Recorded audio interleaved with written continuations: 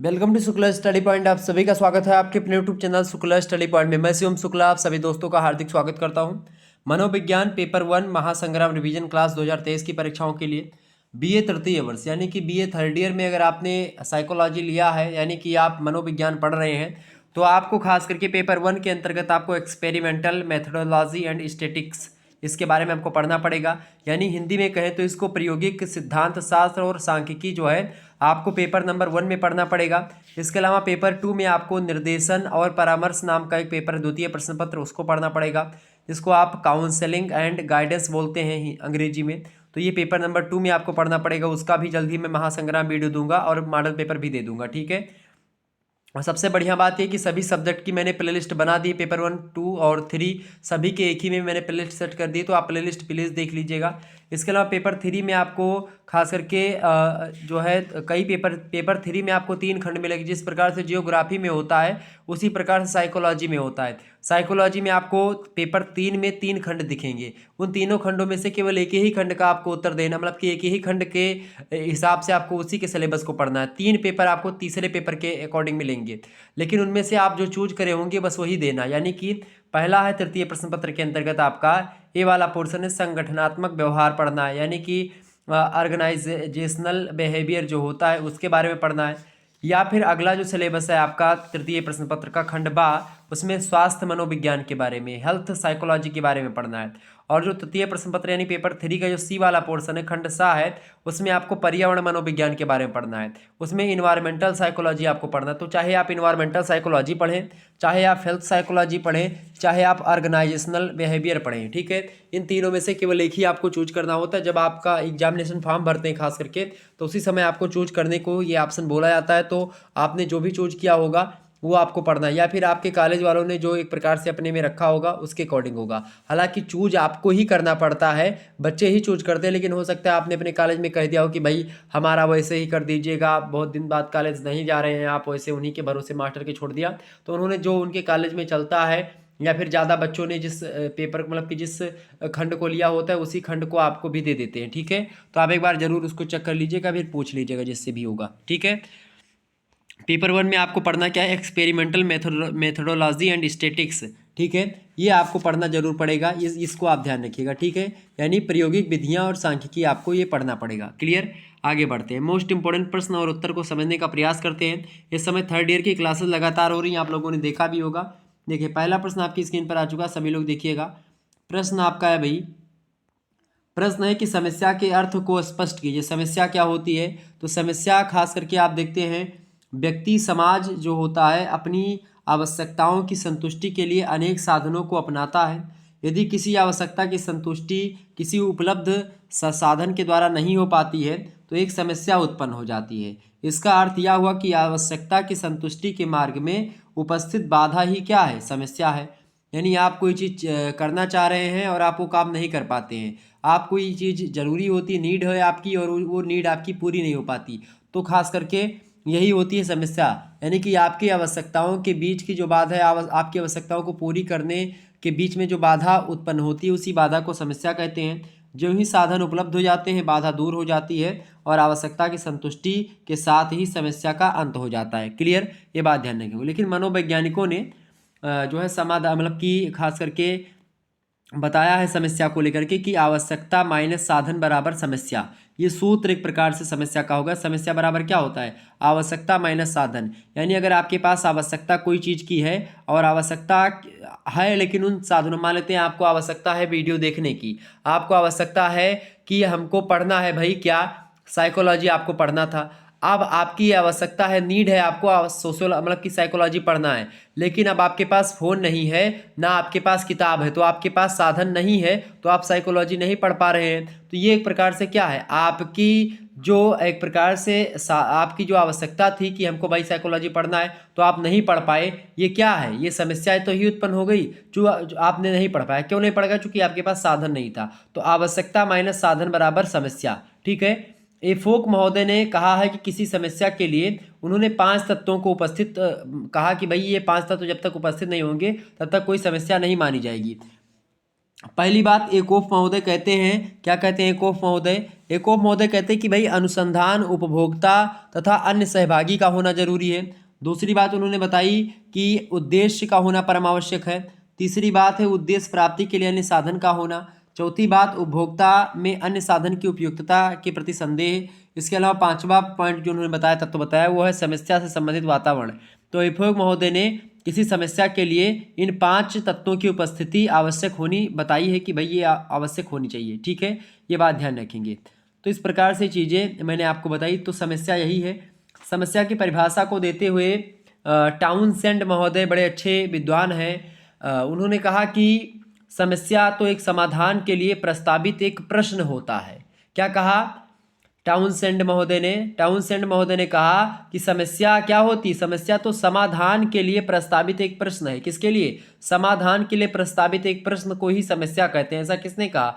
Townsend ने कहा। जबकि कर्लिंगर महोदय बड़े अच्छे साइकोलॉजिस्ट हैं, उन्होंने कहा कि समस्या जो होती है एक प्रश्नवाचक वाक्य या एक विवरण होता है। क्या विवरण होता है? एक प्रश्नवाचक विवरण होता है या एक प्रश्नवाचक वाक्य होता है समस्या, जिसमें क्या होता है? जिसमें दो चल राशियों में संबंध ज्ञात किया जाता है। तो एक ऐसा प्रश्नवाचक वाक्य या विवरण जिसमें दो चल राशियों में संबंध ज्ञात किया जाता है, उसी चीज को हम समस्या कहते हैं। ये कर्लिंगर महोदय ने बताया। कुल मिलाकर के समस्या की बात की जाए तो खास करके अनुसंधानकर्ता इसी प्रश्न का उत्तर ढूंढता है और वही अनुसंधान है। ठीक है, ये बात ध्यान रखेंगे। यदि समस्या वैज्ञानिक है तो उसमें सदैव दो या दो से अधिक चल राशियां होंगी, क्योंकि जब किसी प्रश्न का कोई उत्तर नहीं होता है तो समस्या उपस्थित हो जाती है। तो दो चल राशियों के संबंध क्या है, इसी को मनोवैज्ञानिकों ने समस्या माना है। दो चल राशियों के बीच जो संबंध होगा उसी को मनोवैज्ञानिकों ने क्या कहा कि भाई वही समस्या है, और जो बहुत अधिक वैज्ञानिक और प्रयोगात्मक भी होती है। समस्या कई होती हैं, अब इसके बारे में चर्चा हम करेंगे आगे चल करके। ठीक है, हालांकि अब थोड़ा आगे बढ़ते और भी चीज़ों को जानने का प्रयास करते हैं। यहाँ पर देखिएगा टाउनसेंड महोदय की परिभाषा तो यहाँ पर आपके समक्ष आ चुकी है। टाउनसेंड महोदय ने क्या कहा? टाउनसेंड महोदय की परिभाषा बड़ी ज़बरदस्त है, और ये प्रश्न अगर परिभाषा आप लिख देंगे तो आपको नंबर अच्छा मिलेगा। टाउनसेंड ने कहा कि समस्या तो समाधान के लिए प्रस्तावित क्या है? एक प्रश्न है। कर्लिंगर महोदय ने क्या कहा कि समस्या क्या है? एक प्रश्नवाचक वाक्य या एक विवरण होता है जिसमें दो चल राशियों के बीच में संबंध ज्ञात किया जाता है। ठीक है, तो ये एक प्रकार से क्या है? यही आपका है भाई क्या? समस्या है। क्लियर? दूसरा क्वेश्चन आप देखिएगा, दूसरा प्रश्न आपके लिए आ चुका है, बड़ा इंपॉर्टेंट प्रश्न है। परिकल्पना को परिभाषित कीजिए। बहुत ही इंपॉर्टेंट प्रश्न है, आपकी परीक्षा में आ सकता है। परिकल्पना के बारे में प्रश्न और जरूर आएगा। तो परिकल्पना क्या होती है इसको आप जान लीजिए, बहुत ही महत्वपूर्ण चीज़ है। तो परिकल्पना क्या होती है भाई, आइए समझते हैं। कर्लिंगर महोदय की परिभाषा को समझते हैं। तो कर्लिंगर महोदय से पहले टाउनसेंड महोदय ने परिभाषा दी। उन्होंने कहा टाउनसेंड महोदय ने कि परिकल्पना एक समस्या का प्रस्तावित उत्तर होती है। परिकल्पना क्या होती है? कोई समस्या, जो आपने अभी समस्या पढ़ी, तो समस्या का प्रस्तावित उत्तर जो होता है उसी उत्तर को हम क्या बोलते हैं? परिकल्पना बोलते हैं। कर्लिंगर महोदय कहते हैं कि एक कल्पना दो या दो से अधिक चरों के संबंध के विषय में एक कल्पनात्मक कथन होता है। यानी कि दो या दो से अधिक चरों के संबंध जो होते हैं वो एक समस्या ही होती है। अभी हमने पढ़ा, आपको बताया, तो दो या दो से अधिक चरों के बीच के जो संबंध होता है उसको समस्या कहते हैं। तो उसी समस्या में एक कल्पनात्मक कथन जो होता है या एक प्रकार से प्रस्तावित उत्तर, जैसा कि टाउनसेंड महोदय ने कहा, तो वही चीज होती है परिकल्पना। ठीक है, तो कर्लिंगर महोदय यही वही बात कहते हैं लेकिन दूसरे शब्दों में। इसके अलावा एडवर्ड महोदय कहते हैं कि परिकल्पना दो या दो से, वो कहते हैं एडवर्ड महोदय कि परिकल्पना दो या दो से अधिक चरों के संभाव्य संबंध के विषय में कथन होता है। यह एक प्रश्न का ऐसा प्रयोग संबंधित उत्तर होता है जिसमें चरों के संबंध का पता लगाया जाता है। यानी समस्या का समाधान, समस्या के उत्तर, समस्या का एक प्रकार से पता लगाना, ये परिकल्पना के द्वारा ही होता है। ये परिकल्पना है। इसके अलावा बाउन और घिसेली महोदय ने परिकल्पना की परिभाषा दी और कहा कि परिकल्पना तथ्यात्मक तथा संप्रत्यात्मक तत्वों तथा उनके संबंधों के विषय में एक ऐसा प्रस्ताव होता है जिसका उद्देश्य ज्ञात तथ्यों और अनुभवों से परे ज्ञान तथा जानकारी में वृद्धि करना होता है। ये आपकी परिकल्पना होती है। परिकल्पना की अगर बात की जाए तो सिंपल सी चीज़ों में समझो, अनुसंधान के संबंध में क्या होता है, समस्या के कथन के तत्काल बाद एक उपयुक्त परिकल्पना की रचना की आवश्यकता होनी महसूस होती है, और परिकल्पना की जब कमी होती तो उस कमी में वैज्ञानिक अध्ययन संभव नहीं होता है। और समस्या का स्वरूप अधिकतर विषम, विस्तृत या विस्तृत रहता है। और ऐसी स्थिति में क्या होता है, जब समस्या ज़्यादा बड़ी होती है, विषम होती है, विस्तृत होती है, विस्तृत होती है, इस स्थिति में क्या होता है कि उसके व्यापक क्षेत्र को घटाया और न्यून यानी कि कम किया करना अत्यंत आवश्यक होता है। समस्या को कम किया जाए, जिससे जिससे क्या होता है, अध्ययन का स्वरूप स्पष्ट और सूक्ष्म संबंधित समस्या के अध्ययन के लिए क्या होता है, इधर उधर भटकता रहता है और इस प्रक्रिया में अनेक मतलब कि अनावश्यक और व्यर्थ के आंकड़े संकलित कर लेते हैं। तो क्योंकि क्या होता है कि परिकल्पना के अभाव में, परिकल्पना की कमी में समस्या से संबंधित आवश्यक तथ्यों को उसे स्पष्ट तथा विशिष्ट ज्ञान नहीं मिल पाता है। इसी कारण से क्या होता है, अनुसंधान में परिकल्पना की रचना बहुत ही महत्वपूर्ण होती है। और ऐसा करने से क्या होता है, अनुसंधानकर्ता को तर्कसंगत आंकड़ों के संकलन में ठीक दिशा मिलती है और उपयुक्त वैध और शुद्ध निष्कर्ष के अनुमान में सुविधा तथा सरलता होती है, जब खास करके किसी समस्या में हम परिकल्पना का प्रयोग करते हैं। तो परिकल्पना के द्वारा समस्या का समाधान ढूंढने में हम बहुत ही हद तक जो है कहीं ना कहीं पे अच्छा महसूस करते हैं और अच्छे तरीके से तथ्य हमको तर्कसंगत बातें हमारे समक्ष आती हैं। ये चीज़ें परिकल्पना की परिभाषाओं के आधार पर हम ये कह सकते हैं, पहली बात कि परिकल्पना जो होती है उसमें अपने संबंधित समस्या के समाधान का एक संभावित प्रस्ताव होता है। दूसरी बात हम ये कह सकते हैं कि प्रस्ताव में दो चर होते हैं। प्रस्ताव में कितने चर होते हैं, दो चर होते हैं। तीसरी बात, प्रस्तावित चरों का स्वरूप परीक्षण के योग्य होता है ताकि उनके प्रकार्यात्मक संबंधों का अनुभाविक अध्ययन किया जा सके और उनके संबंधों में मात्रात्मक आंकड़े संकलित किया जा सके। चौथी बात हम यह कह सकते हैं कि जो है संकलित जो आंकड़े हैं उनका गहन प्रेक्षण तथा विश्लेषण करना होता है और परिकल्पना की पुष्टि या अस्वीकृति करनी होती है ताकि संबंधित जो समस्या है उससे उपयुक्त उत्तर उसका हम खोज सकें या वो मतलब कि उत्तर हम उपलब्ध करवा सकें। ठीक है, कुल मिलाकर के परिकल्पना एक संबंधित समस्या का एक संभाव्य परीक्षण योग्य प्रस्ताव होता है जिसके आधार पर संबंधित चरों या घटनाओं का अध्ययन अनुभाविक रूप से हम करते हैं और समस्या का पर्याप्त, उपयुक्त और वैध उत्तर हम प्राप्त करते हैं। ठीक है, तो ये हो गई परिकल्पना। परिकल्पना कई प्रकार की होती है, अप्रायोगिक परिकल्पनाएं होती हैं, इसके अलावा प्रायोगिक परिकल्पनाएं होती हैं। ठीक है, तो ये एक प्रकार से परिकल्पनाएं कई प्रकार की होती हैं और इसमें भी कई प्रकार की परिकल्पनाएं शामिल होती हैं। ठीक है, आगे बढ़ते हैं और भी चीज़ों को समझने का प्रयास। तो परिकल्पना ये आपकी हो गई। अगला प्रश्न आपका आ चुका है, तीसरा नंबर। अभी मैं चर बोल रहा था तो आप लोगों के मन में प्रश्न उठ रहा भाई कि ये चर क्या होता है, चर किसे कहते हैं। तो चर से आप क्या समझते हैं? तो चर क्या होता है? प्रयोगात्मक समस्या की स्थिति में अलग की जा सकने वाली विशेषताएं होती हैं ये, जो हमेशा एक रूप या एक मात्रा में स्थिर ना रह करके परिवर्तित होती रहती हैं। प्रायोगिक समस्या का पृथक किया जा सकने वाला प्रत्येक अवयव जो होता है उसी को चर के रूप में हम ग्रहण करते हैं, वही चर होता है। खास करके चर जो होता है वो क्या होता है? प्रायोगिक समस्या का पृथक किया जा सकने वाला प्रत्येक अवयव चर कहलाता है। ठीक है, पोस्टमैन और हीगन महोदय की संयुक्त परिभाषा है। इन लोगों ने चर की परिभाषा को देते हुए कहा कि चर जो होता है वह लक्षण या गुण होता है, यानी एक क्वालिटी होता है चर जिसमें अनेक प्रकार के मूल्य हो सकते हैं। तो चर एक प्रकार का क्या है? लक्षण है या गुण है जिसमें तमाम प्रकार के मूल्य हो सकते हैं चर में। ठीक है, इसके अलावा बुगेलस्की महोदय कहते हैं चर की परिभाषा को देते हुए कि चर जो होता है किसी घटना, क्रिया या प्रक्रिया का वह पक्ष या वह स्वरूप होता है जो अपनी उपस्थिति से किसी दूसरी घटना या प्रक्रिया को जिसका अध्ययन किया जा रहा है उसको प्रभावित करता है। तो चर क्या होता है? किसी घटना या क्रिया या प्रक्रिया का एक पक्ष होता है या स्वरूप होता है जो कि क्या करता है? चर क्या करता है? अपनी उपस्थिति से क्या करता है? दूसरे घटना या दूसरी प्रक्रिया को क्या करता है? उसका अध्ययन मतलब जिसका किया जा रहा है उसको प्रभावित करता है, दूसरी घटना को। तो कहीं ना कहीं पे ये चर कहलाता है। करलिंगर महोदय बड़े अच्छे विद्वान हैं, ये कहते हैं कि चर जो होता है एक गुण होता है, एक ऐसा गुण होता है जिसके विभिन्न मूल्य हो सकते हैं। तो चर वह गुण है जिसके कई मूल्य हो सकते हैं। तो ये करलिंगर की परिभाषा तो याद कर लीजिएगा। ठीक है, तो चर क्या होता है? एक प्रकार का मूल्य होता है जिसमें कई सारी क्वालिटीज, कई सारे गुण पाए जाते हैं। अगला पॉइंट आपका है, अगला प्रश्न, चौथा नंबर प्रश्न देखेंगे, स्वतंत्र चर को परिभाषित कीजिए। स्वतंत्र चर क्या होता है? टाउनसेंड महोदय बड़ी जबरदस्त परिभाषा देते हैं स्वतंत्र चर की। कहते हैं कि स्वतंत्र चर वह राशि है जिसे प्रयोगकर्ता किसी निश्चित घटना से संबंधित करने के लिए घटाता बढ़ाता रहता है। तो स्वतंत्र चर क्या होता है? वह राशि होती है जिसे प्रयोगकर्ता जो होता है, जो प्रयोग करता है इन चरों का, स्वतंत्र चरों का, वो किसी निश्चित घटना से संबंधित करने के लिए क्या करता है, उस घटना को मतलब किसी निश्चित घटना से संबंधित करने के लिए उन चरों को क्या करता है, घटाता बढ़ाता है, तो उसी को हम चर कहते हैं।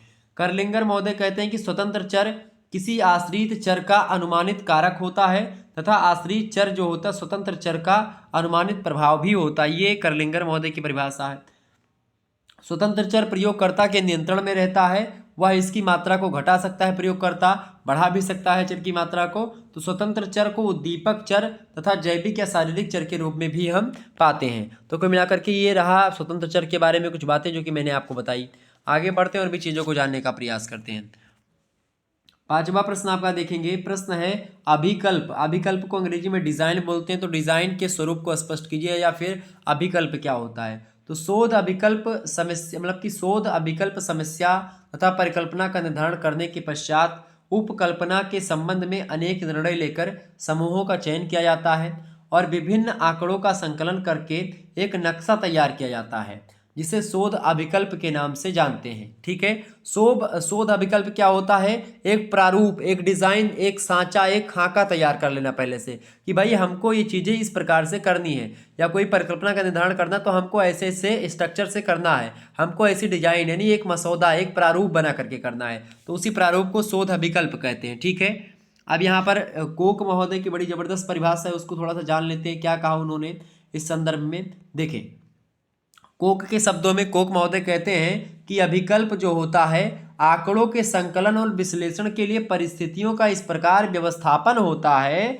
जिसमें शोध उद्देश्य की प्रासंगिकता के साथ साथ प्रक्रिया की मितव्ययता भी सम्मिलित होती है। प्रक्रिया की मितव्ययता मतलब कि बहुत कम प्रक्रिया, बहुत कम क्रिया के द्वारा हम क्या कर लेते हैं, शोध की उद्देश्य को पूरा कर लेते हैं, प्रासंगिकता के हिसाब से हम उसको पूरा कर लेते हैं। यानी कि अभिकल्प जो होता है क्या करता है, आंकड़ों का एक ऐसा संकलन होता है जो कि क्या करता है, परिस्थितियों के हिसाब से होता है, बहुत नपातुला होता है, एक सांचा पहले से तैयार कर लेना कि हमको ऐसे ऐसे आगे बढ़ना है, हमको ऐसे ऐसे कार्यों को करना है, हमको ऐसी योजना बनानी है, तो एक प्रकार से पहले से एक डिजाइन, एक अभिकल्प तैयार कर लेना। ठीक है, तो वो होता है। छठा नंबर क्वेश्चन से आप देखेंगे, प्रश्न है सांख्यिकीय के अर्थ को स्पष्ट कीजिए। सांख्यिकीय के अर्थ को स्पष्ट कीजिए। बढ़िया प्रश्न है, फटाफट से आप बताने का प्रयास करेंगे। सांख्यिकीय क्या होता है इसको थोड़ा सा बताएं, सांख्यिकी क्या होता है इसके बारे में आप क्या जानते हैं, सभी लोग बताने का प्रयास करेंगे। तो सांख्यिकी शब्द की उत्पत्ति जो व विकास की अगर बात की जाए तो इसके विषय में दो विशिष्ट विचारधाराएं खास करके स्पष्ट रूप से देखने को मिलती हैं। ऐसा प्रतीत होता है कि सांख्यिकी शब्द की उत्पत्ति जो हुई है वो इटालियन भाषा का जो शब्द है स्टेटिस्टिका शब्द उससे मानी जाती है, ये शब्द आपको दिया गया है। और ये या फिर लैटिन के स्टेटस, लैटिन का एक शब्द है स्टेटस, उससे मान सकते हैं। दोनों शब्द का अर्थ अगर खास करके देखा जाए तो राजनीतिक स्टेट से ले आता है। अगर बात की जाए सांख्यिकी के बारे में, स्टेटिस्का शब्द जो कि इटालियन भाषा का शब्द है, इसका मतलब भी राजनीतिक स्टेट होता है। और अगर बात की स्टेटस शब्द की तो उसका मतलब भी आपका राजनीतिक स्टेट होता है। स्टेटिस्का और स्टेटस शब्द का प्रयोग यहाँ स्टेट संबंधी आंकड़ों के संदर्भ में किया गया है।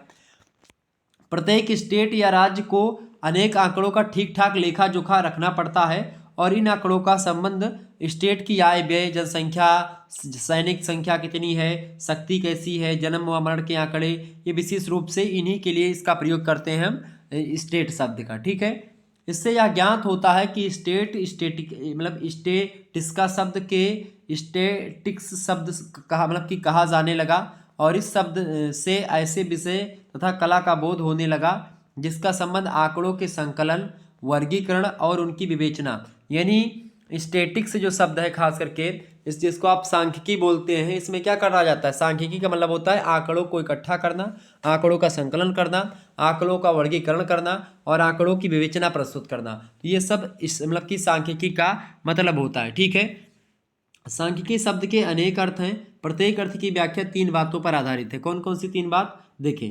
पहली बात है कि इस शब्द का प्रयोग यानी सांख्यिकी शब्द का प्रयोग किसी व्यक्ति ने किया, क्या इस शब्द का प्रयोग किसी व्यक्ति ने किया या फिर एक साधारण या वैज्ञानिक व्यक्ति ने किया, यह भी एक प्रकार से चीज है।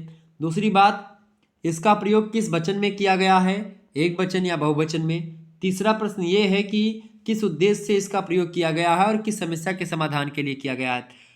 तो कहीं ना कहीं पे या फिर वैज्ञानिक पद्धति को दृष्टिकोण में रख करके या प्रदत्त सामग्री के संकलन के अंतर्गत प्रतिदर्श के रूप किया गया है।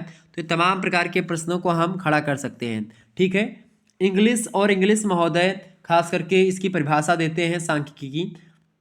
वो कहते हैं कि सांख्यिकी एक ऐसा विज्ञान या कला होता है जो एक निश्चित क्षेत्र के अंतर्गत अनेक तथ्यों का संग्रह करता है, समन्वय करता है और उनको गणित के आधार पर इस विधि से प्रस्तुत करता है या करती है कि संख्यात्मक दृष्टिकोण से उन तथ्यों के पारस्परिक संबंधों को स्पष्ट रूप से निश्चित किया जा सकता है और उनमें संयोगवश आने वाली जो त्रुटियां होती हैं या फिर जो प्रभाव होते हैं उनको अलग भी किया जा सकता है या अलग कर दिया जाता है। तो ये होता है सांख्यिकी, इंग्लिश और इंग्लिश महोदय ने कहा। जबकि लोविट महोदय ने कहा सांख्यिकी की परिभाषा को देते हुए कि सांख्यिकी एक ऐसा विज्ञान है जिसके अंतर्गत सांख्यिकी तथ्यों का संकलन, वर्गीकरण और सारणीयन इस आधार पर करते हैं कि उनके द्वारा या फिर उसके द्वारा घटनाओं की व्याख्या, विवरण और तुलना की जा सकती है।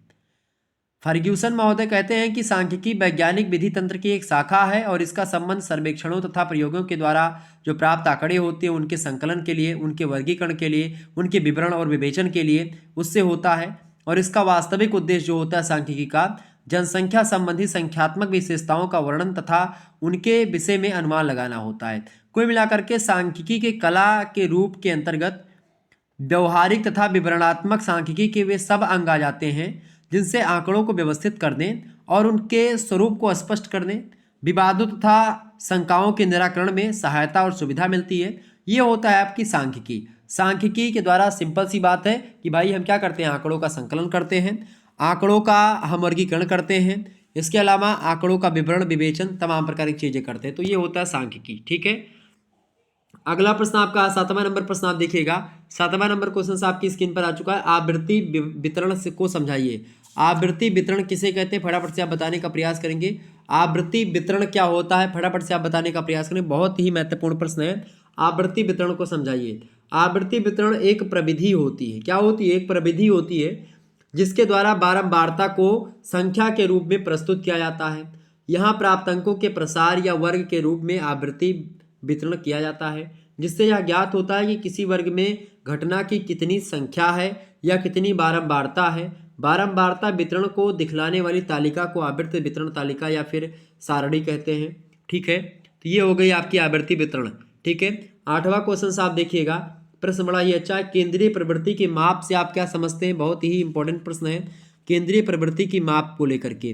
केंद्रीय प्रवृत्ति की माप की अगर बात की जाए तो विस्तृत आंकड़ों को सार्थक तथा विश्लेषण योग्य बनाने के लिए केवल उनका व्यवस्थापन तथा आलेखी निरूपण ही पर्याप्त नहीं होता, बल्कि उनकी केंद्रीय प्रवृत्ति का पता लगाना भी आवश्यक होता है।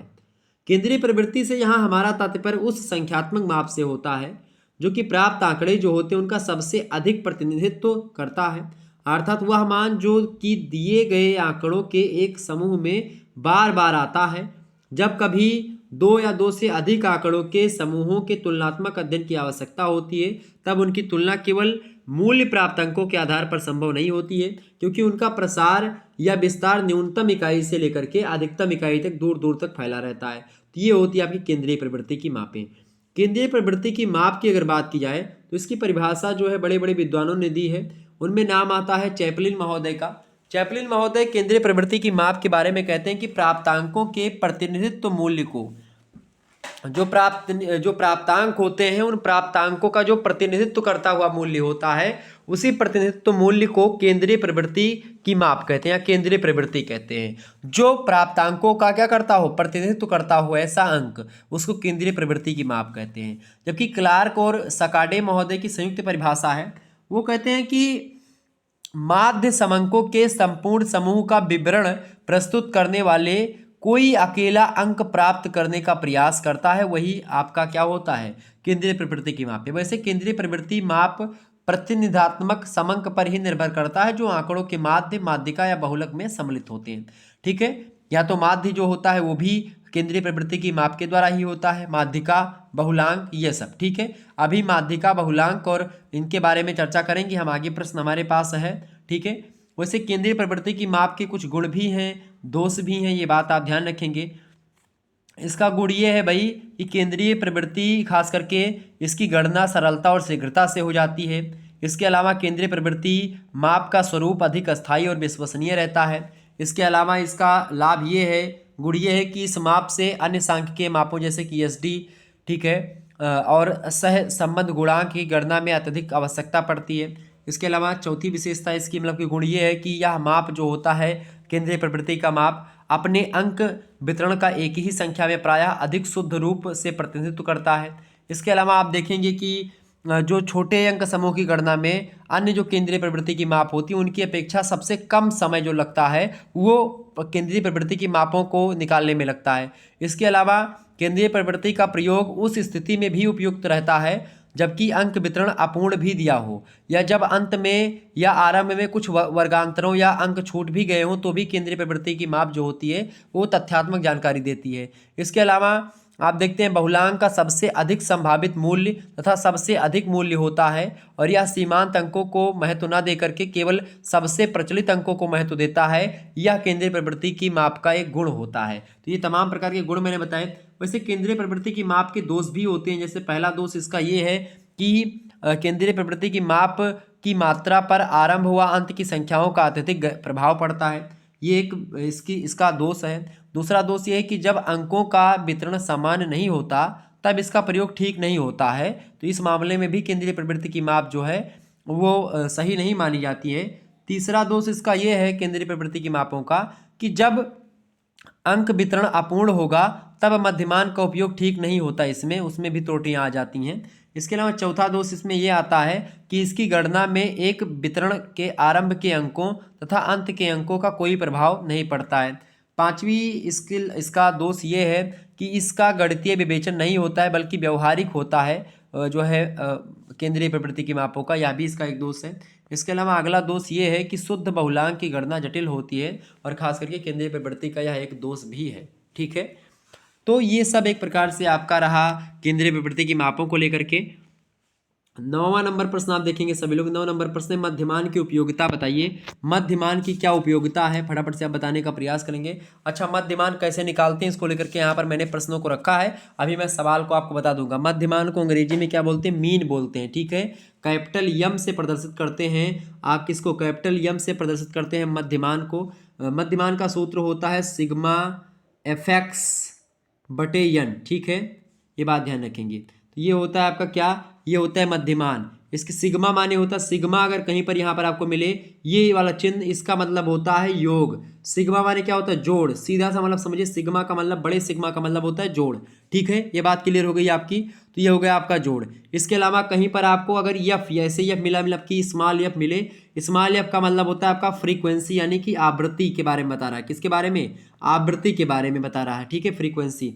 इसके अलावा कहीं पर अगर कोई शब्द आपको एक्स मिले, स्मॉल एक्स की बात अगर की जाए तो स्मॉल एक्स का मतलब होता है वर्ग अंतराल का मध्य बिंदु जो होता है, वर्ग यानी कि mid point of class interval. ठीक है, यानी वर्ग अंतराल का जो मध्य बिंदु होता है उसको स्मॉल एक्स से प्रदर्शित करते हैं। अगर संयुक्त रूप से एफ एक्स लिखा हुआ कहीं पर आपको दिखाई पड़े तो इसका मतलब होता है एफ का मतलब कि एफ का मतलब होता है आवृत्ति। ठीक है, तो आवृत्ति गुणे मध्य बिंदु। ठीक है, ये एक प्रकार से गुणा हो जाता है। और जो है यन होता है, कैपिटल यन, इसका क्या मतलब होता है? कैपिटल यन का मतलब होता है जो वितरण है उसमें कितने अंक हैं, यानी कि कितने अंक, कितनी संख्या दी, नंबर ऑफ, जो एक प्रकार से संख्या दी गई पूरी की पूरी, उस संख्या को कहते हैं। ठीक है, तो ये होता है आपका माध्य। माध्य का सूत्र क्या होता है? मध्यमान का सूत्र हम कैसे निकालते हैं? यम बराबर सिग्मा, यानी कि बड़ा जोड़ हो गया, एफ एक्स माने क्या हो गया आपका? एफ एक्स माने सभी को जोड़ दिया, उसके बाद यन मतलब कुल संख्या। ठीक है, तो ये आपका मध्यमान निकल आता है। बात की जाए माध्यिका का सूत्र की, तो माध्यिका को क्या बोलते हैं? माध्यिका को अंग्रेजी में ऐसे यम डी एन आपको लिखा मिलेगा, इसका मतलब होता है माध्यिका। ठीक है, माध्यिका का सूत्र होता है यल प्लस, बड़े बड़े सूत्रों में L plus N by 2 minus F 1 बटे एफ यम गुणे आई। तो ये लंबा सूत्र है, इसका कोई प्रयोग आपको नहीं मिलेगा, लेकिन फिर भी। और बहुलक जब निकालने होता है तो बहुलक को मॉड बोलते हैं। ठीक है, तो बहुलक को अंग्रेजी में हम यम ओ से प्रदर्शित करते हैं, यम ओ। ठीक है, यम जो है आपका बड़ा रहेगा और ओ जो रहेगा आपका छोटा रहेगा। ठीक है, तो ये बात आप ध्यान रखें। तो बहुलक जो होता है इसका सूत्र क्या होता है? बहुलक का सूत्र होता है 3mdn। 3mdn यानी कि अगर कहीं पर आपको खास करके पूछा जाता है कि निम्नलिखित आवृत्ति वितरण की सहायता से मध्यमान मध्यांक एवं बहुलक की गणना कीजिए। आपको आंकड़े मिलेंगे तो खास करके माध्य का सूत्र मैंने आपको बता दिया। माध्य या मध्यमान बात एक ही है, मीन अंग्रेजी में उसका सिंबल होता है यम। माध्यिका को यम डीएन बोलते हैं, उसको माध्यिका कहते हैं, ठीक है, मीडियन, ठीक है। इसके अलावा बहुलक की बात की तो बहुलक को अंग्रेजी में मोड बोलते हैं और इसको यम ओ से प्रदर्शित करते हैं। यम ओ का सूत्र होता है 3 MDN यानी कि 3 माध्यिका। माध्यिका जितनी निकलेगी उसमें 3 से गुणा करेंगे और -2m कर देंगे। 2m मतलब कि 2 गुणे माध्य, ठीक है, 3 गुणे माध्यिका और -2 गुणे माध्य। अब माध्यिका जो भी निकलेगी उसमें 3 से गुणा कर दीजिएगा और जो माध्य निकलेगा उसमें 2 से गुणा करके और जो है घटा दीजिएगा तो आपका उत्तर निकल आएगा, ठीक है, मॉड निकल आएगा, ठीक है। तो मॉड का सूत्र क्या होता है 3 MDN यानी कि 3 माध्यिका -2 माध्य। ये होता है मॉड का या बहुलक का सूत्र। एक सरल सूत्र के हिसाब से मैं भी आपको समझाऊंगा, हालांकि चर्चा करेंगे इन सभी मुद्दों पर। आगे बढ़ते तो यहाँ पर प्रश्न आपको दिया गया है 9वां नंबर, मध्यमान की उपयोगिता बताइए। अभी मैं सवाल लगवाऊंगा और बहुत ही अच्छे तरीके से समझा दूंगा। सवाल लगाने में आपका समय भी कम जाता है और आपको नंबर एकदम से श्योर, जैसे 10 नंबर का क्वेश्चन आएगा सवाल वाला तो 10 नंबर आपको मिल जाएंगे एकदम से। मध्यमान की उपयोगिता बताते हैं। मध्यमान की उपयोगिता निम्नलिखित प्रकार से है। जब से पहला देखें उपयोगिता, मध्यमान से किसी समूह या वितरण के संतुलन का संकेत मिलता है। जब किसी समूह या वितरण के माध्य, माध्यिका या बहुलक में थोड़ा अंतर होता है, इससे यह ज्ञात होता है कि वितरण अधिक संतुलित होता है, इसलिए इसकी उपयोगिता होती है। दूसरी बात यह कि 2 या 2 से अधिक समूहों या वितरणों का तुलनात्मक अध्ययन किया जाता है, इसलिए इसकी उपयोगिता है। इसके अलावा जब प्राप्तांक के केंद्रीय बिंदु के आगे पीछे सम्मित रूप से वितरित होते हैं तो इसकी उपयोगिता होती है। इसके अलावा जब ऐसे औसतन मान की आवश्यकता हो जो वितरण केवल मध्यमान के सभी प्राप्तांकों पर आधारित हो तो इस स्थिति में भी इसकी उपयोगिता होती है। तो इसलिए इसका खास करके उपयोग होता है मध्यमान का। तो ये उपयोगिता मैंने आपको बताई। आगे बढ़ते हैं और भी चीज़ों को समझने का प्रयास करते हैं। अब यहाँ पर थोड़ा सा समझने का प्रयास करेंगे। यहाँ पर मैंने सूत्र आपको पहले ही बता दिया था। देखिए यहाँ पर मध्यमान, माध्यिका और बहुलक, इसके सूत्र को बताइए। देखिए मध्यमान को अंग्रेजी में क्या बोलते हैं, यम, ठीक है, सिंबल इसका यम है। सिग्मा FX बटे यन। यन क्या है मैंने आपको बताया था, यन जो है आपका, ये यन है वितरण में प्राप्तांकों की संख्या, यानी कितनी विवरण आपको दिए गए हैं, कितनी संख्या लिखी गई, तो उसी संख्या को हम जैसे कि मान लेते हैं 1 2 3 4 5 6 7, तो कितनी संख्या 1 2 3 4 5 6 7 संख्या दी गई है, ठीक है। तो ये एक प्रकार से यहाँ पर 11 मैं कर दे तो यानी 8 संख्या दी गई। तो 8 यहाँ पर आपका क्या हो जाएगा, यन हो जाएगा, यानी कि जितना वितरण में, यानी कि जो भी आपको आंकड़ा दिया गया है उसमें कितनी संख्या है उसको यन बोलते हैं। सिग्मा का मतलब होता है जोड़, FX का मतलब क्या होता है, इन सभी को इकट्ठा जोड़ लो, वही हो गया आपका FX, ठीक है। तो आपने इन सभी को जोड़ लिया तो सिग्मा FX आपका हो गया। आपने इन सभी को जोड़ा तो आपका कितना होगा, जो भी हो जाएगा, यानी कि आपने इन सभी को जोड़ लिया और उसमें बटे 8 कर दीजिएगा, आपका माध्य निकल आएगा, ठीक है, क्लियर। तो समझ में आ गई बातें। माध्यिका को अंग्रेजी में मीडियन बोलते हैं, इसलिए इसको MDN शॉर्ट फॉर्म में बोलते हैं, ठीक है। MDN का सूत्र होता है L + N/2 - FI बटे FM गुणे I। यहाँ पर अगर FM की बात की जाए या N की बात की जाए तो यहाँ पर देखेंगे, मैं आपको बता दूं, यल जो होता है ये यल का मतलब क्या होता है, यल का मतलब होता है भाई, यल का मतलब होता है उस वर्ग अंतराल की निम्नतम सीमा जिसमें माध्यिका स्थित होती है, तो उसको यल कहते हैं। N/2 का मतलब होता है प्राप्तांकों की कुल संख्या का आधा अगर कर देंगे, यानी जितनी संख्या है उसका आधा, यानी कि मान लेते हैं 8 संख्या है तो 8 का आधा 4 जो हो जाएगा वो N/2 है, ठीक है। इसके अलावा आपका जो F1 है वो क्या है भाई, F1 जो होता है खास करके, F एक होता है F1, तो F1 जो है खास करके वो क्या है भाई, FI जिसको आप बोलते हैं। FI जो है वो यल के नीचे के सभी वर्ग अंतरालों के प्राप्तांकों की संख्याओं का योग होता है, उसको हम FI बोलते हैं, ठीक है। इसके अलावा आप देखते हैं कि जो आपका I दिख रहा है वो क्या है, यहाँ पर I जो दिख रहा है, I वर्ग अंतराल का आकार को हम I बोलते हैं, ठीक है। ये बात आप ध्यान रखें। तो इस प्रकार से चीज़ें होती हैं। अब इसको मैं चर्चा करूँगा तो बता दूंगा। FEM यहाँ पर बच रहा है, FEM जो है आपका ये उस वर्ग अंतराल की आवृत्ति है जिसमें माध्यिका स्थित होती है। तो कुल मिलाकर के ये है आपका माध्यिका का सूत्र। अभी माध्यिका को मैं और सरल तरीके से आपको समझाऊंगा, यहाँ पर सूत्र जटिल है लेकिन सूत्र अगर पूछेगा तो यही 3 सूत्र आप याद रख लीजिएगा। माध्यिका सूत्र M = सिग्मा FX बटे N, ठीक है। माध्यिका का सूत्र MDN = L + ब्रैकेट बड़ा वाला N/2 - FI बटे FM, ठीक है, गुणे I, ब्रैकेट बंद करके। तो ये हो गया आपका माध्यिका का सूत्र। और बहुलक अगर आपको निकालना है तो मान लेते हैं आपका मध्यमान कितना निकला, मान लेते हैं मध्यमान आपका निकला 3, ठीक है, और माध्यिका निकला आपका 4, मान लेते हैं एक प्रकार से।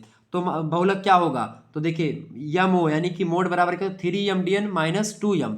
अब 3mdn यानी कि आपका mdn क्या हो गया, 4 हो गया, तो 4 तेईं 12 हो गया आपका, यहाँ पर 12 इसके स्थान पर रख देंगे, और माइनस 2m, यम कितना निकला आपका 3, तो 3 दूनी 6 आपका ये हो जाएगा, 6 घटा देंगे तो 6 कितना निकलेगा आपका, 12 में से 6 गए 6 बचा, तो 6 आपका निकल गया बहुलक, ठीक है। तो एक प्रकार से ये माध्यिका, और अगर माध्य दिया हो तो आप बहुलक निकाल सकते हैं उससे, ठीक है। तो बहुलक का सूत्र क्या होता है, यम यानी कि मॉड बराबर 3mdn माइनस 2m। समझ में आ गई बातें। तो इन 3 सूत्रों को याद रख लीजिएगा, आपका लगभग 15-20 नंबर वैसे तैयार हो जाएगा। इन्हीं 3 से लगभग आपके 3 सवाल भी आने वाले हैं, एक मध्यमान पूछा जाएगा, एक माध्यिका और एक बहुलक पूछा जाएगा छोटे प्रश्नों में। अगर बड़ा प्रश्न पूछेगा तो तीनों को एक ही में पूछ लेगा, ठीक है। तो आप आसानी से इन्हीं तीनों सूत्रों को याद कर लेंगे तो आपका हो जाएगा बढ़िया सवाल। अब देखें यहाँ पर आपको आंकड़ा भी मैंने आपको दिया है, और उसका मैं सवाल भी आपको लगवाऊंगा, पूरा समझा दूंगा, ठीक है। अब आइए इस सवाल को मैं आपको समझाने का प्रयास करता हूं, ताकि अगर कोई भी मध्यमान आपसे अगर दुनिया का पूछा जाएगा तो आप आसानी से कर पाएंगे, अगर आपने ये समझ लिया अच्छे तरीके से। तो वीडियो को बिल्कुल छोड़िएगा मत। आपको बता दूं कि सोशियोलॉजी में भी जब सोशल रिसर्च मेथड आप पढ़ेंगे पेपर 2, तो उसमें भी यही चीज़ आपको पढ़ना पड़ेगा, मध्यमान, सांख्यिकी, केंद्रीय प्रवृत्ति की मापें, ठीक है। आप अगर एजुकेशन पढ़ेंगे तो एजुकेशन में भी आपको मध्यमान और ये सब मिलेगा बहुलक पढ़ने के लिए, तो यही सवाल वहाँ पर भी आ सकता है। तो उन सभी के लिए इंपॉर्टेंट है, ठीक है। सभी विषयों में आपको ये पढ़ना ही होता है, क्योंकि आप देखते हैं कि इसका बड़ा महत्व होता है, ठीक है। हर आंकड़ों को एक प्रकार से अच्छे तरीके से उसको करने के लिए, आंकड़ों को अच्छे तरीके से समझने के लिए, तुलनात्मक अध्ययन करने के लिए, शोध में बहुत इंपॉर्टेंट होता है इन चीज़ों को जानना। तो इसलिए आपको पढ़ना पड़ता है, हर विषय में ये चैप्टर आपको पढ़ना ही पड़ता है। देखिए प्रश्न आपका है, निम्नलिखित असामूहिक आंकड़ों का मध्यमान ज्ञात कीजिए। मध्यमान आपसे पूछ रहा है, मध्यमान का सूत्र क्या होता है, यहाँ पर आप देखेंगे यम बराबर एफ एक्स। अच्छा यक्स जो होता है कैपिटल एक्स लिखो चाहे स्मॉल एफ एक्स लिख दो, बात एक ही है, ठीक है। तो इसको ये कैपिटल एक्स या फिर स्मॉल एफ एक्स को शॉर्ट फॉर्म में बोल देते हैं, क्लियर, ये बात ध्यान रखेंगे। तो देखिए आपको आंकड़ा दिया गया, आंकड़ा कौन सा, यक्स, यहाँ पर एक्स बराबर क्या दिया गया है, ये पूरा आपको दिया गया है, और इसी का आपसे मध्यमान यानी कि आपसे पूछ रहा है माध्य, माध्य या मध्यमान, बात एक ही है, ठीक है।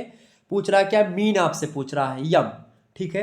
देखिए आंकड़ा दिया है 15, 18, 11, 19, 12, 15, 11, 13, 17 और 14 दिया हुआ, ये आंकड़ा आपको दिया गया। अब कितने आंकड़े हैं भैया, गिन लीजिए कितनी संख्या है, 1 2 3 4 5 6 7 8 9 10, 10 संख्या है, यानी यन के बराबर कितना हो जाएगा, यन बराबर आपका 10 हो जाएगा। समझ रहे हैं, यहाँ पर यन बराबर 10 लिखा हुआ है। अब यहाँ पर क्या करेंगे, जेड एक्स आपको मतलब कि सिग्मा एक्स आपको निकालना है। सिग्मा एक्स मतलब ये संख्याएं हो गई, ठीक है। अब कितनी संख्या है उसको यन कहते हैं। अब जब सिग्मा लगाएंगे तो सिग्मा का मतलब जोड़ होता है, तो सारी की सारी संख्याओं को हमको जोड़ना पड़ेगा, क्योंकि सूत्र क्या होता है मीडियन का, सॉरी मीन का सूत्र नहीं, माध्य का सूत्र होता है यम बराबर सिग्मा एक्स या सिग्मा एफ एक्स बटे यन, ठीक है। तो सिग्मा एक्स का सिग्मा एफ एक्स का मतलब होता है सीधा सा कि दी गई संख्याओं को जोड़ना, कुल संख्याओं का योग बटे कुल संख्या, ठीक। कुल संख्याएं कितनी है, 10 हैं, तो 10 मतलब यन, ठीक है। सिग्मा एक्स मतलब कि कुल संख्याओं का योग, यानी सभी संख्याओं को अब हम जोड़ेंगे। सभी संख्याओं को जोड़ने के लिए क्या करना होगा भाई, सभी संख्याओं को जोड़ने के लिए 15 + 18 + 11 + 19 + 12 + 15 + 11 + 13 + 17 + 14, इन सभी को जब आप जोड़ लेंगे सारी की सारी संख्याओं जितनी संख्याएं दी गई हैं, तो आपको कितना मिलेगा, 145 आपको मिला, 145 मिला सारी संख्याओं को जोड़ने पर। देखिए सिग्मा एफ एक्स मैंने ज्ञात किया, चूंकि सिग्मा एफ एक्स सूत्र कह रहा है कि भाई सिग्मा एफ एक्स या सिग्मा एक्स हमको चाहिए, तो मैंने ज्ञात कर लिया इन सभी संख्याओं को जोड़ करके 145, यानी सिग्मा एफ एक्स आपका कितना है, सिग्मा एफ एक्स आपका 145 बना, ठीक है। यन कितना आपका है, यन आपका है 10, निकालना क्या है, मीडियन सॉरी मीन निकालना यानी कि माध्य निकालना है, सूत्र पर रख दो, ठीक है।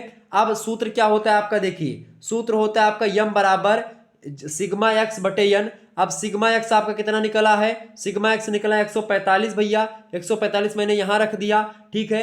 और यन कितना है आपका, कितनी संख्या है, 10 संख्या है, संख्याओं की संख्या कितनी है, 10 है, संख्याओं का कुल योग कितना है 145, संख्याओं की संख्या कुल मैंने रख दी 10, तो भाग दे दो भाई, तो 0 अगर 10 से भाग दो किसी संख्या में तो आपको पता होगा एक अंक बाद इसमें दशमलव लग जाता है। देखिए दशमलव लग गया यहाँ पर 14.5, तो 14.5 ये निकला क्या भाई, मध्यमान इसका निकला, ठीक है। मध्यमान इसका क्या है 14.5 जो है इसका मध्यमान, 14.5 निकला आपका उत्तर, यही हो जाएगा आपका आंसर। इस प्रकार से इस सूत्र को आपने हल कर लिया इस क्वेश्चन को, ठीक है। तो ये हो गया आपका मध्यमान।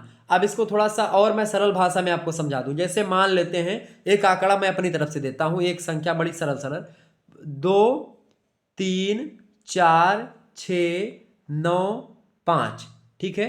3 3 6 संख्या है, ठीक है। अब देखें, अब इसको आपको क्या करना कि भाई माध्य निकालना है इसका। तो माध्य कैसे निकलेगा इसका? सबसे पहले क्या करेंगे, इन संख्याओं को जोड़ लेंगे, यानी कि सिग्मा एफ एक्स, मतलब कि सिग्मा एक्स चाहिए।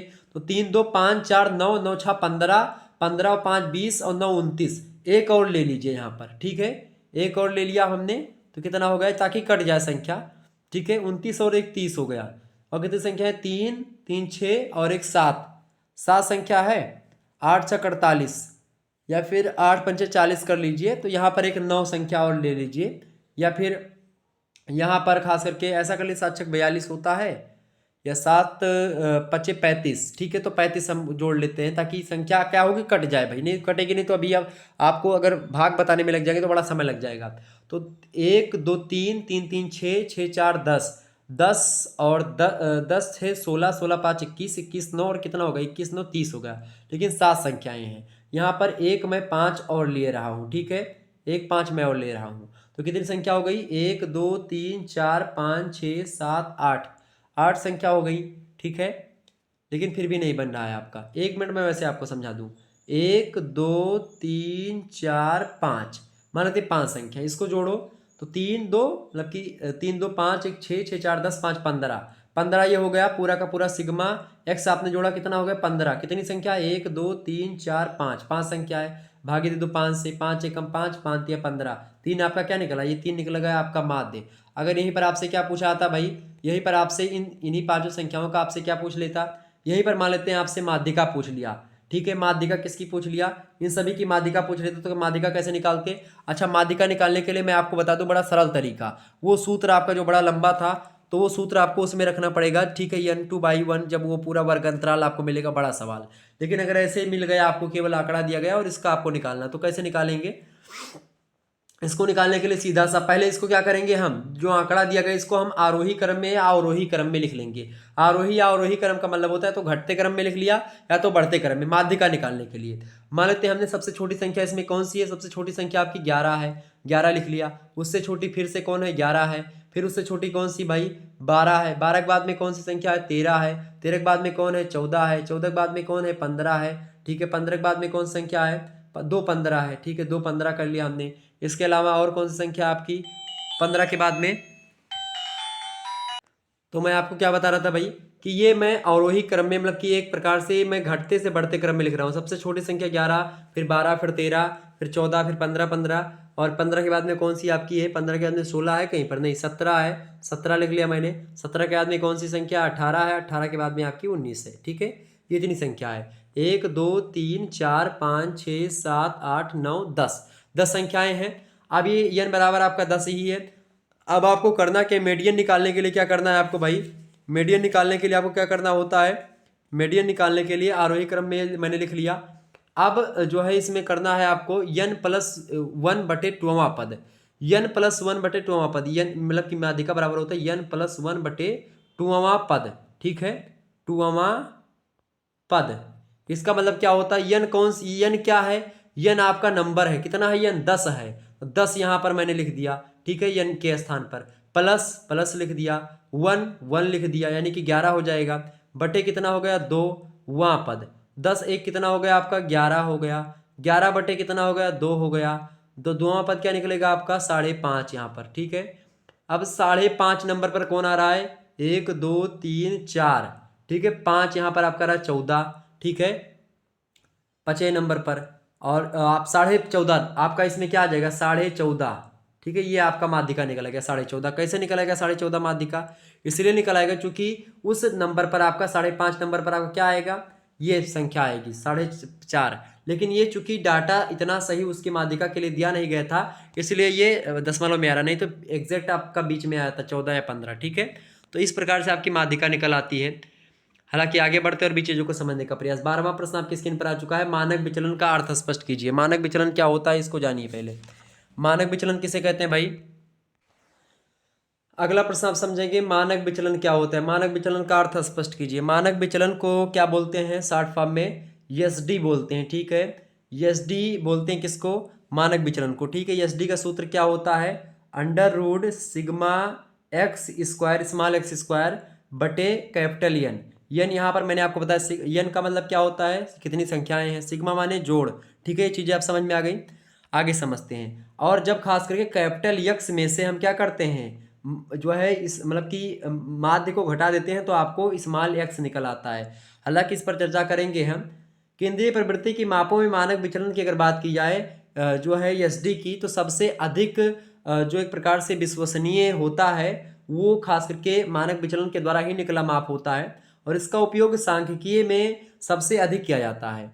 मानक विचलन यानी एसडी जो होता है, इसका प्रतीक क्या होता है, स्मॉल सिग्मा से इसको हम चाहे एसडी आप लिख करके इसको संबोधित करें, और चाहे स्मॉल सिग्मा, एक प्रकार से इसे आधा ना जैसे बना रहता है, ये जो सिंबल मैंने आपको बताया ये होता है आपका जो है स्मॉल सिग्मा, ठीक है। बड़ा सिग्मा आपका ये योग की ओर इंडिकेट करता है, इसका मतलब जोड़ होता है, ठीक है। और ये स्मॉल सिग्मा है, स्मॉल सिग्मा का मतलब क्या होता है, ये मानक विचलन का प्रतीक है, ठीक है। और खास करके ग्रीक वर्णमाला का एक अक्षर ही मानक विचलन का अर्थ होता है, और किसी वितरण में माध्य से खास करके व्यक्तिगत प्राप्तांकों के विचलनों के वर्गों के माध्य का वर्गमूल ही मानक विचलन का सूत्र होता है। यहाँ पर आप सूत्र जो मैंने आपको बताया था, ये कैपिटल सिग्मा नहीं होता है, मतलब कि स्मॉल सिग्मा, जिसको एसडी भी आप बोल पाते हैं, मतलब कि बोलते हैं, तो under root sigma x square बटे कैपिटल एन, ये जो होता है ये मानक विचलन का सूत्र होता है, याद कर लीजिएगा। ये अति लघुत्तरी में आपसे प्रश्न पूछेगा, ठीक है। तो ये आप थोड़ा सा ध्यान रख लीजिएगा। क्लियर, आगे बढ़ते हैं और भी चीज़ों को समझने का प्रयास करते हैं। 13वां क्वेश्चन आपकी स्क्रीन पर आ चुका है। चतुर्थक विचलन से आप क्या समझते हैं, बताएं।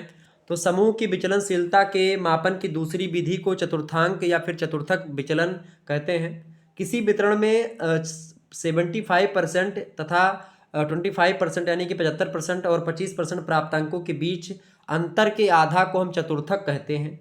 चतुर्थक विचलन का जो सूत्र होता है, अच्छा, चतुर्थक विचलन को हम कैपिटल क्यू से प्रदर्शित करते हैं, ठीक है। और इसका सूत्र क्या होता है, इसका सूत्र होता है Q3 माइनस Q1/2, ठीक है। ये सूत्र होता है चतुर्थक विचलन का, ये थोड़ा सा आप ध्यान रख लीजिएगा। 14 नंबर प्रश्न आपकी स्क्रीन पर आ चुका। प्रसार के अर्थ को स्पष्ट कीजिए। प्रसार किसे कहते हैं भाई, तो प्रसार का अर्थ होता है किसी वितरण, प्रतिदर्श या विचलनशीलता की अधिकतम सीमा तथा न्यूनतम सीमा के बीच की जो दूरी होती है उसी को प्रसार कहते हैं। प्रसार के सूत्र खास करके प्रसार बराबर क्या होता है, उच्चतम प्राप्तांक माइनस निम्नतम प्राप्तांक, इन्हीं बीच को हम क्या बोलते हैं, प्रसार बराबर उच्चतम प्राप्तांक माइनस निम्नतम प्राप्तांक। तो इन्हीं दोनों के बीच का, यानी उच्चतम प्राप्तांक मान लेते हैं 10 है, ठीक है, और निम्नतम प्राप्तांक आपका 5 है। तो 10 में से 5 गए 5, आपका 5 क्या निकल गया, 5 आपका निकला प्रसार, ठीक है। तो इसको खास करके अंग्रेजी में बोलते हैं आर बराबर एच माइनस एल। एच जो होता है आपका हाईएस्ट प्राप्तांक होता है, यल जो होता है लोएस्ट प्राप्तांक होता है, और इन्हीं दोनों के बीच के अंतर को प्रसार कहते हैं। क्लियर। अगला प्रश्न आप देखेंगे, 15वां नंबर प्रश्न आपका आ चुका है। सहसंबंध या कोरिलेशन अंग्रेजी में जिसको कहते हैं, उसका अर्थ क्या होता है। तो सहसंबंध इंपॉर्टेंट क्वेश्चन से आपकी परीक्षा में आएगा। सहसंबंध का अर्थ दो चरों के बीच में ऐसा संबंध होता है कि एक चर में परिवर्तन होने पर दूसरे चर में भी परिवर्तन हो जाता है, ये होता है खास करके सहसंबंध, ठीक है। या स्पष्ट है कि सहसंबंध दो चरों के बीच एक विशेष संबंध होता है तथा दोनों चरों के बीच सहभागी परिवर्तन भी एक प्रकार से होता है। सहसंबंध में एक चर में वृद्धि होगी तो दूसरे चर में भी वृद्धि होगी, पहले चर में अगर ह्रास होगा यानी कमी होगी तो दूसरे चर में भी कमी होगी, इसी को सहसंबंध कहते हैं, कोरिलेशन कहते हैं, ठीक है। तो समझ में आ गई बातें, यानी कि अगर एक चर में वृद्धि हुई तो दूसरे में वृद्धि होगी, अगर उसमें कमी हुई तो उसमें भी कमी होगी, तो ये एक प्रकार से इसी को कोरिलेशन या फिर सहसंबंध बोलते हैं। 16वां क्वेश्चन आप देखेंगे, प्रश्न है कि कोटि अंतर सहसंबंध विधि से आप क्या समझते हैं। कोटि अंतर सहसंबंध विधि क्या होती है, तो जब प्रतिदर्श का आकार बहुत छोटा होता है तो स्पीयर मैन कोटि अंतर विधि द्वारा सहसंबंध गुणांक ज्ञात करना सरल हो जाता है, और इस विधि का उपयोग उस समय किया जाता है जब प्रयोज्यों की संख्या 20 से कम होती है, जब आंकड़े पहले से ही कोटि क्रम में दिए गए हों, तो उस विधि का उपयोग सरल हो जाता है, जो खास करके निम्न सूत्र की गणना के द्वारा हम उसको निकालते हैं, कोटि अंतर सहसंबंध विधि। सूत्र इसका होता है P बराबर 1 - 6 sigma D square upon capital N bracket N capital N square बराबर 1 ब्रेकट बंद। ये इसका सूत्र होता है, ये बात आप ध्यान रखेंगे, ठीक है। ये किसका सूत्र होता है भाई? ये सूत्र होता है कोटि अंतर सहसंबंध विधि का, ध्यान रख लीजिएगा इसको। 17वां क्वेश्चन आपकी स्क्रीन पर आ चुका है। निम्नलिखित असामूहिक आंकड़ों द्वारा मानक विचलन ज्ञात कीजिए। मानक विचलन का सूत्र मैंने आपको बताया ही था, ठीक है। स्मॉल सिग्मा बराबर जो होता है, यहाँ पर आप देख लीजिए, स्मॉल सिग्मा बराबर क्या सूत्र होता है इसका? स्मॉल सिग्मा बराबर होता है sigma under root sigma x square upon N minus M square, ठीक है। अब इसको हम सवाल को लगाते हैं और आप बड़े अच्छे तरीके से इसको समझ पाएंगे और यहाँ से लगभग आप 10 नंबर आपका कन्फर्म हो जाएगा। एक्स बराबर यहाँ पर यक्स जो है आंकड़ा आपको दिया गया है 4 3 7 6 9 7 8 5 6 5, ये आपको आंकड़ा दिया गया। आंकड़ों की संख्या कितनी है? 10 है, यानी कि यन आपको मिल गया भाई कि 10 संख्याएं हैं, तो यन बराबर आपका क्या हो गया? 10 हो गया, ठीक है। तो 10 प्राप्तांकों का हमको क्या निकालना है? योग निकालना है सबसे पहले, ठीक है। चूंकि जब हम मानक विचलन निकालेंगे तो हमको माध्य की भी आवश्यकता पड़ेगी, तो माध्य को भी हम देख लेंगे भाई कितना माध्य निकल रहा है। तो आइए इसी को समझते हैं पहले। तो 10 प्राप्तांकों का हम सिग्मा एफ एक्स निकालेंगे, यानी कि हमको माध्य निकालना है, क्योंकि बिना माध्य के आप मानक विचलन को नहीं प्राप्त कर सकते। तो सिग्मा एक्स कैसे निकालेंगे? आप सभी संख्याओं को जोड़ देंगे। जब सभी संख्याओं को हमने जोड़ा 10 की 10 संख्याओं को, तो कितना मिलेगा हमको? 4 3 7, ये सब जोड़ेंगे, 4 3 7 7 कितना हो गया? 14 14 6 कितना हो गया आपका? 22 को मिला करके अगर जोड़ेंगे तो आपका 60 आएगा, ठीक है। तो इसको हमने जोड़ा, कितना है भाई? 60 आया। तो आपका क्या निकला? चूंकि आपको पता है कि माध्य हमको निकालना है, बिना माध्य के मानक विचलन आपका नहीं निकलेगा। तो माध्य क्या, माध्य का सूत्र क्या होता है? सिग्मा एक्स बटे एन। सिग्मा एक्स क्या निकाला हमने अभी? एक मतलब कि 60 निकाला सिग्मा एक्स, तो सिग्मा एक्स यहाँ पर हमने 60 रख दिया। यन यानी कि जो प्राप्तांक है, यानी कि जितना हमको आंकड़ा दिया गया, कितनी संख्या उनकी संख्या 10 है, उसी को यन कहते हैं। तो यन बराबर हमने 10 रख दिया, तो 60 बटे 10 कितना हो जाएगा आपका?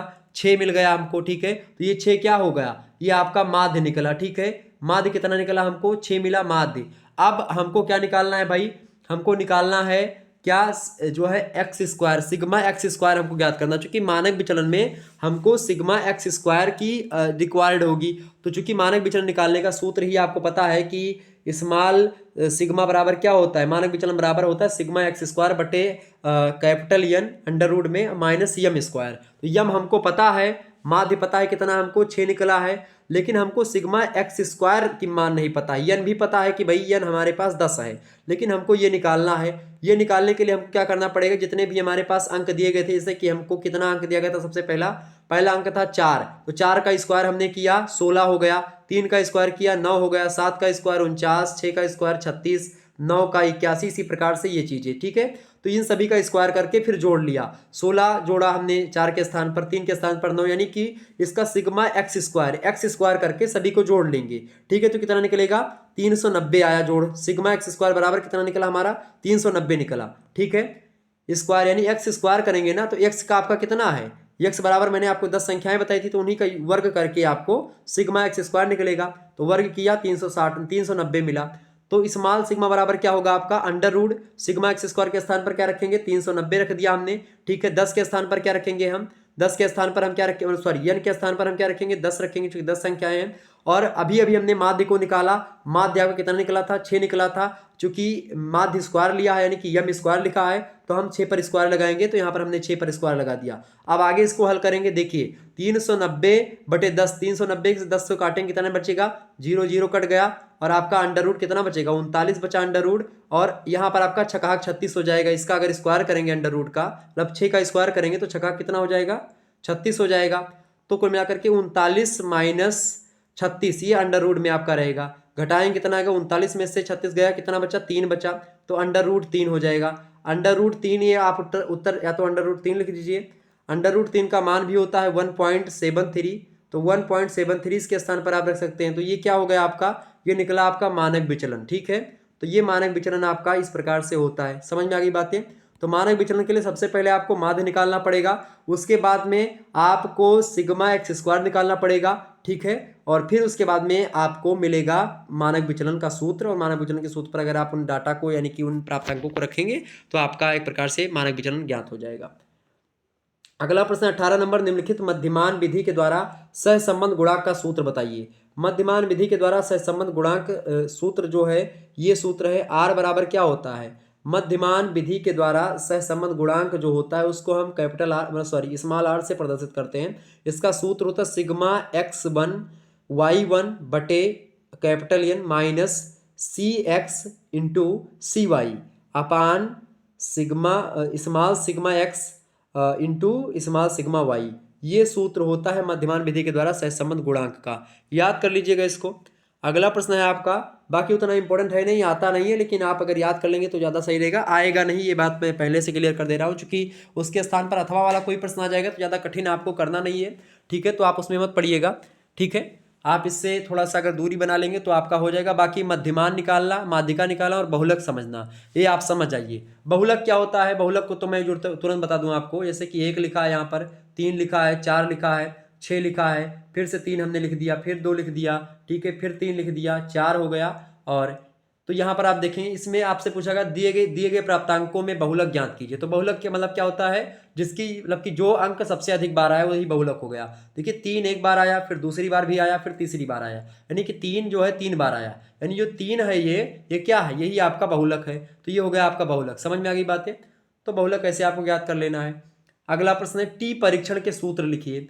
टी परीक्षण का सूत्र क्या होता है, टी बराबर होता है यम डी, ठीक है, यम डी बटे under root sigma D1 square plus sigma D2 square बटे N1 प्लस N2 माइनस 2, ठीक है, इंटू N1 प्लस N2 बटे N1 इंटू N2। ये सूत्र होता है टी परीक्षण का, ठीक है। इसको याद कर लीजिएगा, परीक्षा में प्रश्न पूछा भी गया है टी परीक्षण का सूत्र। तो ये सूत्र आप एक बार थोड़ा सा ध्यान रख लीजिएगा, इंपॉर्टेंट है अगर याद कर पाए तो, ठीक है। अगला प्रश्न 20वां नंबर, प्रायिकता के नियम बताइए। प्रायिकता के क्या नियम होते हैं, तो प्रासामान्य संभाव्यता वक्र के निम्नलिखित नियम होते हैं, खास करके उसी को प्रायिकता भी बोलते हैं। प्रासामान्य संभाव्यता को प्रायिकता बोलते हैं। इसके कई नियम होते हैं। पहला नियम है कि दो सीमाओं के भीतर के केसेस के प्रतिशत का निर्धारण करना, सबसे पहला नियम। दूसरा नियम होता है दी गई सीमाओं के ऊपर गिरने वाले केसेस के प्रतिशत का निर्धारण करना। तीसरा नियम होता है दी गई सीमाओं के नीचे पड़ने वाले केसेस के प्रतिशत का निर्धारण करना। और चौथा नियम होता है दिए गए केसेस के प्रतिशत के आधार पर उनकी सीमाएं जो होती हैं उनको निर्धारण करना। तो ये 4 नियम होते हैं। इसके अलावा और भी 2-3 नियम होते हैं, ठीक है, उनको भी थोड़ा सा आप जान लीजिए, ठीक है।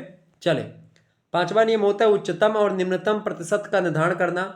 6वां नियम होता है परीक्षण के जो प्रश्न होते हैं उन प्रश्नों का या उन समस्याओं की सापेक्ष जो कठिनाई होती है उन कठिनाइयों का निर्धारण करना। और 7वां जो नियम होता है वो एक दिए गए समूह का उप समूहों में हम विभाजन कर लेंगे। तो ये भी नियम होता है खास करके इसका, कि जो समूह दिया गया उसको हम छोटे कैटेगरी में बांट लेंगे, यानी कि उप समूहों में कैटेगरी बांट लेंगे, तो प्रायिकता हम अच्छे तरीके से निकाल पाएंगे। तो प्रायिकता के ये नियम होते हैं, इसी आधार पर प्रायिकता निकलती है। तो ये ध्यान रख लीजिएगा, आपसे पूछेगा। 21 नंबर क्वेश्चन आपका है। 21 नंबर प्रश्न आपका है जो है कोई मतलब कि काई वर्ग की सार्थकता क्या है, इसको बताएं। काई वर्ग की क्या जो है सार्थकता है, इसके बारे में बताएं। तो काई वर्ग की सार्थकता निर्धारित करने के लिए स्मॉल DF निकालना पड़ता है। और यहाँ पर DF का मतलब होता है R-1 इंटू C-1, ठीक है। इससे स्पष्ट होता है कि DF के साथ एक्स स्क्वायर को 0.05 तथा 0.01 स्तर पर सार्थक ज्ञात किया जाता है। तो ये ध्यान रख लीजिएगा। वहीं अगला प्रश्न आपका है काई वर्ग का सूत्र क्या होता है। तो काई वर्ग का सूत्र इंपॉर्टेंट है, परीक्षा में पूछा था सूत्र लिखने के लिए। तो सूत्र यहाँ पर ध्यान रख लीजिएगा, आपके लिए इंपॉर्टेंट है, ठीक है। सूत्र क्या है भाई, काई वर्ग का क्या सूत्र है आप देखेंगे यहाँ पर। काई वर्ग का आपका सूत्र है क्या, एक्स स्क्वायर बराबर सिग्मा बड़ा ब्रेकट FO माइनस FE बटे TE, ठीक है। तो ये सूत्र आपका है। आगे बढ़ते हैं अगला क्वेश्चन से। 23 नंबर प्रश्न आपका आ चुका, शून्य परिकल्पना से आप क्या समझते हैं। तो दो मध्यमानों के बीच अंतर की सार्थकता की जांच के लिए शून्य परिकल्पना से प्रारंभ किया जाता है।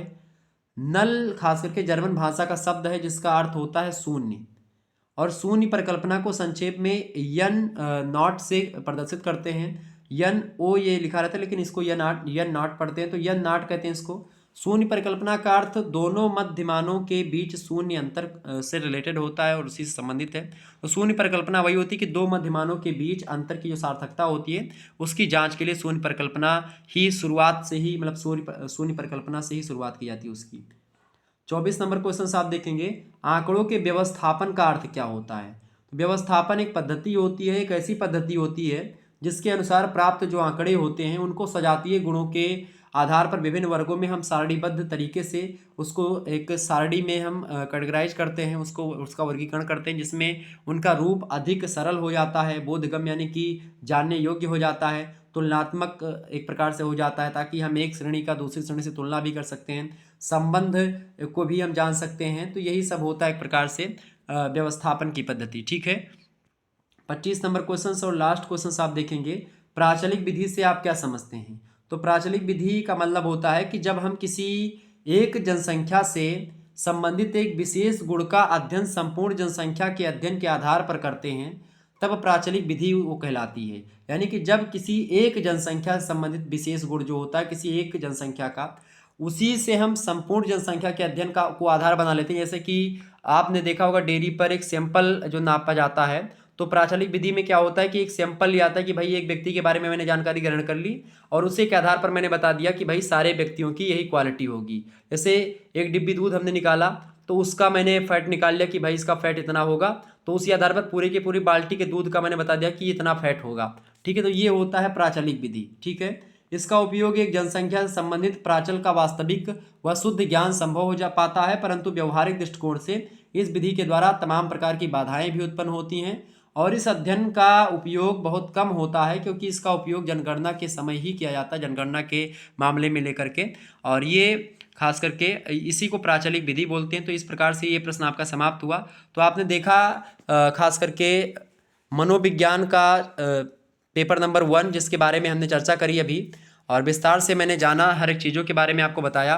पेपर नंबर 1 में एक्सपेरिमेंटल मेथोडोलॉजी एंड स्टैटिस्टिक्स के बारे में पढ़ना था आपको। ठीक है, तो ये आपका हो गया महासंग्राम वीडियो। इसका मॉडल पेपर भी जल्द ही मैं दे दूंगा और 2022 वाला मॉडल पेपर पढ़ा है उसको देख लीजिएगा। तो इस प्रायोगिक सिद्धांत शास्त्र और सांख्यिकी का यह हो गया आपका। और दूसरा जो पेपर है जल्द ही आएगा महासंग्राम वीडियोज़ का, निर्देशन और परामर्श का, यानी कि काउंसलिंग एंड गाइडेंस का द्वितीय प्रश्न पत्र। और तृतीय प्रश्न पत्र में 3 खंड है, मैंने आपको बताया भी था। तो पहला खंड है संगठनात्मक व्यवहार, ऑर्गेनाइजेशनल बिहेवियर, तो इसको मैं बताऊंगा, इसका भी महासंग्राम वीडियो और मॉडल पेपर आ जाएगा। और दूसरे का भी मैं दूंगा, तीसरे का भी दूंगा। अब जो भी आपका होगा आप अपने हिसाब से उसको पढ़ लीजिएगा। स्वास्थ्य मनोविज्ञान दूसरा खंड है, हेल्थ साइकोलॉजी इसको कहते हैं अंग्रेजी में, पेपर 2 का मतलब पेपर 3 का सेकंड पोर्शन।